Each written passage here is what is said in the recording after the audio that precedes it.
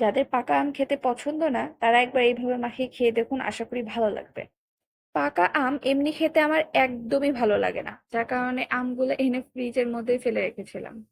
মাঝে মাঝে বের করা হয় আর এভাবে মাখিয়ে খাওয়া হয়, যার কারণে ভাবলাম আপনাদের সাথেও এটা শেয়ার করি।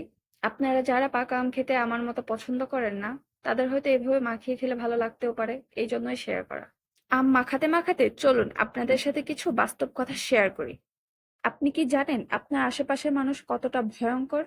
ভালো সময়ে সবাই আপনার পাশে থাকবে, কিন্তু খারাপ সময় কেউ আপনার পাশে থাকবে না। যারা বলবে যে আমি তোমার অনেক আপন, আমি তোমার জন্য সব করব, কিন্তু দিন শেষে দেখবেন কেউ আপনার আপন নয়।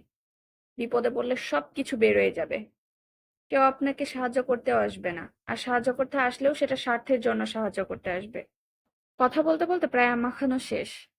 আমি এখানে আমটা মিষ্টি থাকার পরেও একটু চিনি নিয়েছি, যাতে করে আরেকটু ফ্লেভারটা অ্যাড হয়। আর ২টা ৩টা মরিচ নিয়ে সেটা ভেঙে দিয়েছি, যাতে ঝাল ফ্লেভারটা আসে। দেন আমি অল্প একটু কাসুন্দি দিয়ে আমগুলো ভালো করে মাখিয়ে নিয়েছি। আর এই আমটা খাইতে এত মজা লাগে! আপনারাও বাসায় এভাবে মাখিয়ে খেয়ে দেখুন, অবশ্যই ভালো লাগবে। আর ভিডিওটা ভালো লাগলে ফলো দিয়ে পাশে থাকবেন। ধন্যবাদ।